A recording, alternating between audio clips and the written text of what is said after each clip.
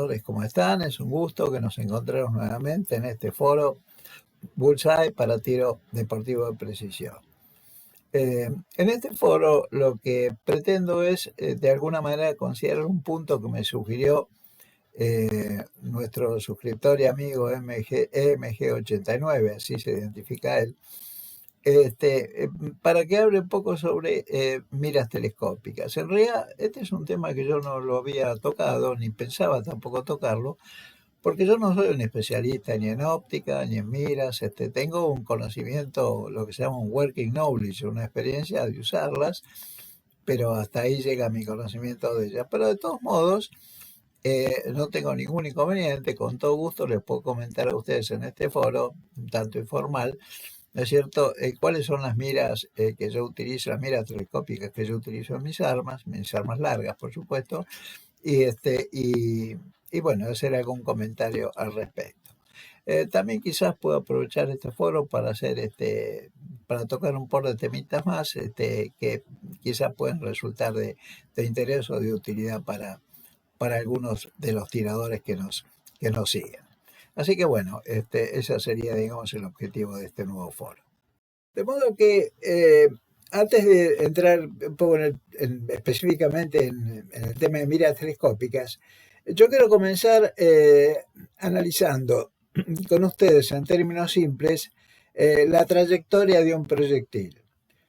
Digamos que este análisis es particularmente relevante para el caso de armas largas como fusiles y carabinas, en las que el alcance del disparo puede encontrarse entre los centenares o como ustedes saben bien, miles de metros. En cambio, en armas cortas, en los que el alcance habitualmente es de solo algunas decenas de metros, como máximo, el estudio de la trayectoria de la punta cobra indudablemente menos relevancia. Aquí la figura que estamos viendo lo que muestra es la relación que existe entre la línea de miras, que sería, digamos, el eje óptico de la mira telescópica en este caso, y el eje del cañón y la trayectoria de la punta en un disparo con arma larga. Lo que podemos ver es que la trayectoria del proyectil o de la punta intercepta dos veces la línea de miras. El primer punto de intersección es lo que llamamos habitualmente primer cero, y en general se produce una distancia aproximadamente, esto varía por supuesto, pero aproximadamente 25 metros. El segundo punto de intersección se produce en cambio una distancia que puede estar en los centenares de metros, y su correcta regulación es esencial en el tiro de precisión, ya que ahí a esa distancia asumimos que va a estar el blanco. La figura que estamos viendo ahora detalla con más claridad las mismas relaciones que veíamos en la figura anterior. La regulación de miras consiste esencialmente en ajustar un ángulo entre el eje del cañón y la línea de miras, de modo que a la distancia a la que se desea hacer impacto, la trayectoria del proyectil se cruce con la línea de mira, es decir, la distancia al cero. Eso es lo que llamamos habitualmente cuando determinamos el cero, digamos, de nuestro sistema. En otras palabras, que las miras se encuentren reguladas de modo tal que se alineen con el punto que a la distancia de impacto prevista se encuentra por debajo de la línea del cañón en una distancia igual a la caída que el proyectil experimenta a dicha distancia de impacto, entendiéndose por término caída el descenso que experimenta la punta por debajo de la línea del cañón. De más está decir que una vez que tenemos el eje óptico de la mira con un ángulo con respecto al eje del cañón, tal que nos determina el cero a una cierta distancia, obviamente para encontrar el cero a distintas distancias, nos vamos a manejar simplemente actuando sobre los controles de elevación y deriva que poseen las miras telescópicas. Pero por supuesto, como estas tienen un cierto rango de variación, bueno, tenemos que partir ¿no es cierto?, de una configuración de ese ángulo entre, insisto, el eje óptico de la mira, el eje del cañón, apropiado para el rango de distancia dentro del cual vamos a estar haciendo los impactos. Digamos entonces que si se desease mantener los impactos dentro de un cierto radio, digamos por ejemplo 5 centímetros, puede definirse una zona crítica, que es la que está marcado con grisáceo en la figura, dentro de la cual no es necesario efectuar una nueva regulación de miras si cambia la distancia al blanco, ya que por definición esa zona es el rango de distancia sobre el cual el proyectil, como podemos ver en la imagen, no sale de ese radio límite, a menos que por supuesto desplazamientos laterales por el efecto del viento desvíen el proyectil, lo que obliga lógicamente a una corrección ulterior para tener en cuenta este efecto. Ahora bien, teniendo en cuenta estos conceptos, nos resulta fácil entender cómo se generan los errores de puntería como consecuencia de la inclinación de un arma larga con respecto al plano vertical. En efecto, si suponemos que tenemos un arma bien regulada para una cierta distancia al blanco, en otras palabras, que el cero coincide, digamos, con el centro del blanco, la configuración del conjunto con el arma no inclinada es la que podemos ver acá en la figura. La caída del proyectil, por supuesto, es el inevitable resultado del efecto gravitatorio sobre su trayectoria, ¿no es cierto?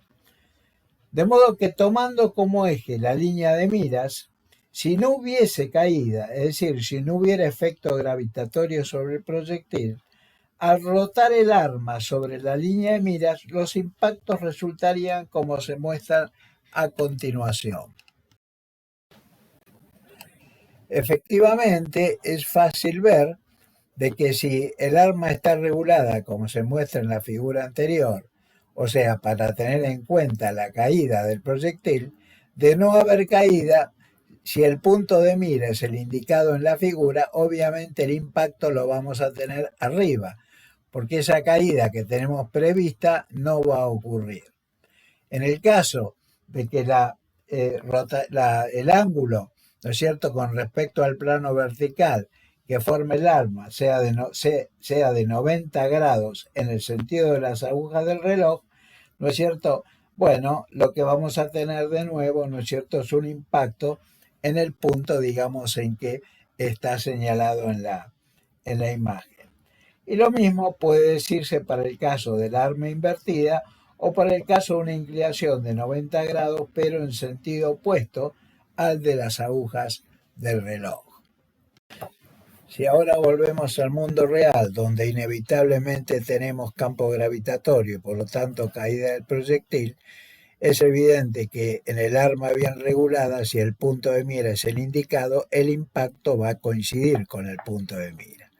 En cambio, si rotamos el arma, ¿no es cierto?, en un determinado ángulo, por ejemplo 90 grados en el sentido de las agujas del reloj, es fácil ver que el punto de impacto para el mismo punto de mira va a ser el indicado. Y lo propio podemos decir para el caso del arma invertida o del arma, digamos, rotada 90 grados, pero en sentido contrario a las agujas del reloj. Es obvio que ángulos de inclinación del arma de 90 grados o el arma invertida con relación al plano vertical es una exageración. Pero de todos modos, todas estas consideraciones, y en particular este último gráfico, nos permite entender por qué desviaciones del plano del arma con respecto al plano vertical va a producir algún tipo de error, ¿no es cierto?, en el punto de impacto. Bien, entonces, habiendo hecho estas consideraciones un tanto complementarias al tema de miras telescópicas, lo que vamos ahora entonces a ver el tema este en particular. Lo primero que podemos decir, ¿no es cierto?, es que en general una mira telescópica es lo que podemos definir como un sistema óptico centrado, es decir, un sistema que tiene un eje óptico perfectamente definido. Y uno de los elementos básicos, como todos sabemos, de las miras telescópicas es constituido por el retículo. Aquí vemos distintos tipos de diseño de retículo. No voy a analizar a todos ellos, simplemente voy a señalar los que son de uso más común, por lo menos en la disciplina que yo practico, que es básicamente fusil de precisión a distancias cercanas o medias, digamos hasta 300 metros, ¿no es cierto? Y en este sentido los que más se utilizan son el que acá aparece como designado como fine crosshair, que sería un retículo simple, ¿no es cierto? El retículo simple con un punto central, de lo que acá se denomina target dot, eh, o sea, digamos, dot es punto, ¿no es cierto? O sea, que target dot sería el retículo con el punto. El mil dot, que sería un retículo en el cual los puntos están indicando, digamos, milésimas de radian, milirradianes, ¿no es cierto? De variación de ángulo.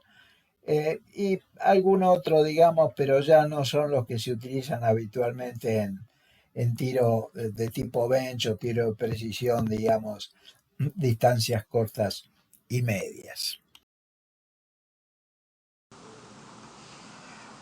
Bueno, acá les estoy mostrando la mira Weaver T36 XR,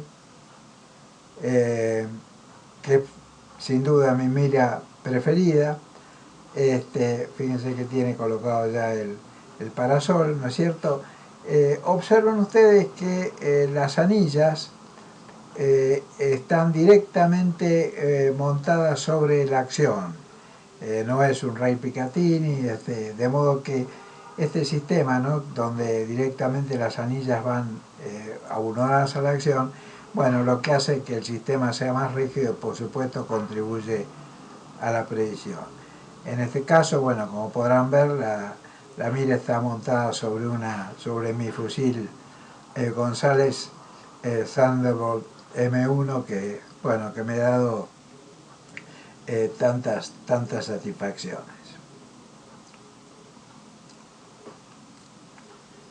Acá tiene precisamente la identificación de la mira Weaver serie XR, que es un modelo un poquito más nuevo que la T36. La diferencia es pequeña, tiene algunas ventajas, por ejemplo, en este caso, digamos, el enfoque se hace directamente a través de este control y no a través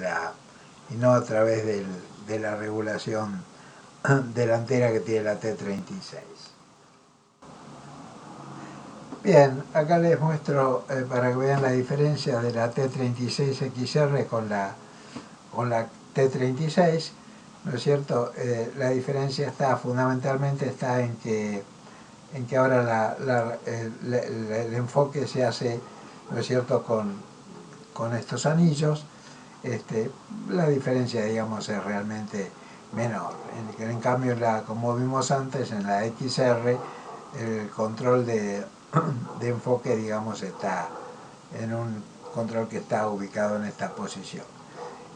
Bueno, acá vemos que está montada sobre mi Anschutz 54, ¿no es cierto?, de calibre 22, y bueno, acá vemos que las anillas también están montadas sobre la acción, lo cual contribuye a la precisión del sistema, digamos, es más rígido y por lo tanto contribuye a la precisión general del sistema. Bueno, y acá lo que les me estoy mostrando es la mira Shilva Tactical 832x50, que está montada sobre la carabina de aire precomprimido Gladiator FX, y que lo utiliza precisamente para esta aplicación, ¿no es cierto? Acá lo que vemos es que tiene está montada, las anillas están montadas sobre unos separadores porque necesitaba, digamos, tener más altura en el eje óptico para digamos, poder hacer la regulación del cero a la distancia en la cual tiramos, que son básicamente 50 metros.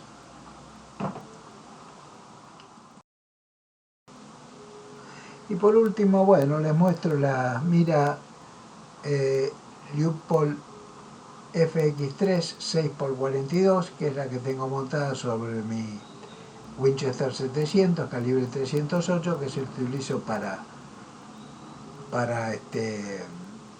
Hunter 150 metros, que solo el reglamento admite un aumento de 6,5. Esta es una mira de 6 por, ¿no es cierto? Esta tiene corrección de paralaje, digamos.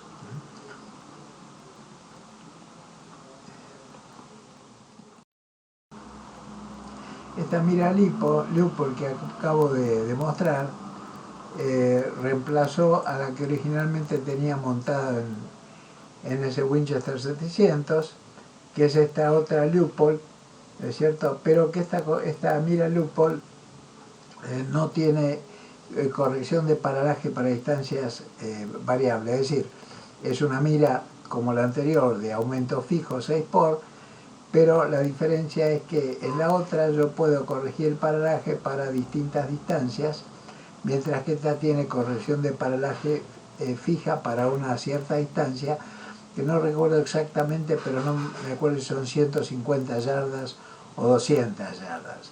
En realidad, si uno tira a distancias que no están muy alejados de esos valores, prácticamente no hay ningún tipo de problema. Pero yo prefería tener una, ¿no es cierto?, que me permitiera corregir el paralaje para cualquier distancia. Aunque debo reconocer que esta, ¿no es cierto?, que es una mira un poco más elemental, de todos modos tienen muy buena luminosidad, tienen mejor luminosidad que la que tengo montada en el fusil.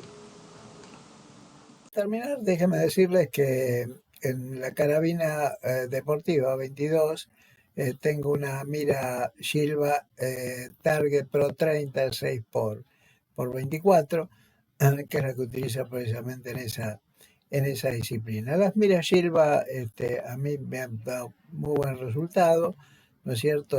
Por lo menos dentro del rango de calibres en las que he venido utilizando. Aunque he utilizado miras Silva incluso en un Mauser 765 por 54 y la verdad que nunca he tenido ningún problema. Con respecto a los tipos de retículos que tienen las miras que les he mostrado, bueno, básicamente hay desde el retículo simple, el retículo con punto, hay una Silva que es 1000 dot, ¿no es cierto? Porque en general, digamos, yo siempre elijo retículos sencillos porque cuando uno tira en bench rest o en fusil de precisión a distancias cortas o medias, normalmente uno lo que hace es para digamos, ajustar el punto de impacto, hace lo que se llama el holdover, ¿no es cierto? Es decir, uno compensa, no digamos actuando sobre los controles de elevación y deriva de la mira, sino en general simplemente compensando, ¿no es cierto? Poniendo el punto de mira, digamos, o sea, el centro retículo, en un punto que compense la desviación que uno quiere precisamente compensar, ¿no es cierto? Esto tiene que ver con el hecho de que, dado los tiempos que uno normalmente dispone para hacer los disparos en este tipo de disciplinas, no hay mucho tiempo, digamos, para hacer ensayos respecto de correcciones con elevación y deriva. Además, esto implica, digamos, una estimación del valor de viento, etcétera, ¿no es cierto? Y la verdad es que cuando uno vuelve ya al blanco, ¿no es cierto?, a través de las medidas telescópicas, ya generalmente la condición de viento ha cambiado. Así que en general lo que se hace es directamente compensar, cambiando la posición del centro retículo, ¿no es cierto?, en el blanco. esta es la forma en que funciona en general. No digo que sea la mejor ni la más universal, pero es la que creo yo la mayoría de los tiradores de estas disciplinas utilizan. Esto ha sido básicamente todo lo que tengo para decirles respecto a este tema, ¿no es cierto? ¿Qué haría quizás algún punto pendiente, como podría ser, por ejemplo, el tema de cómo montar adecuadamente la mira, ¿no es cierto? El tema del ajuste de las anillas a la acción o al riel Picatinny o de otro tipo que se puede estar utilizando, y el ajuste, digamos, de las anillas al cuerpo del torque, ¿no? Que deben llevar los tornillos que permiten el ajuste de la anilla al tubo de la mira telescópica. En el primer caso, los torques suelen andar en el orden de los 20, 25 eh, libra pulgada, ¿no es cierto? En el segundo caso, un poco menor, digamos 15 aproximadamente libras pulgada. Pero esto tómelo como simplemente un dato aproximado, porque en realidad lo importante es si uno tiene que hacer el montaje de la mira al fusil, hay que buscar la información específica para no cometer errores. También nos quedaría, digamos, pendiente el tema de la alineación del eje óptico, ¿no es cierto?, de la mira, para lo cual se pueden usar distintas técnicas que van desde el bore sighting, ¿no es cierto?, que quizás es el más simple, al uso de colimadores, que es quizás una forma un poco más sofisticada de lograrlo. Así que bueno, esto sería todo por hoy. Es lo que yo te quería decir con este foro, ¿no es cierto? Volver a agradecerle a MG89, que fue el que me motivó para tocar este tema, ¿no es cierto? Y bueno, será entonces hasta que nos encontremos en el próximo foro Bullseye para tiro deportivo de precisión.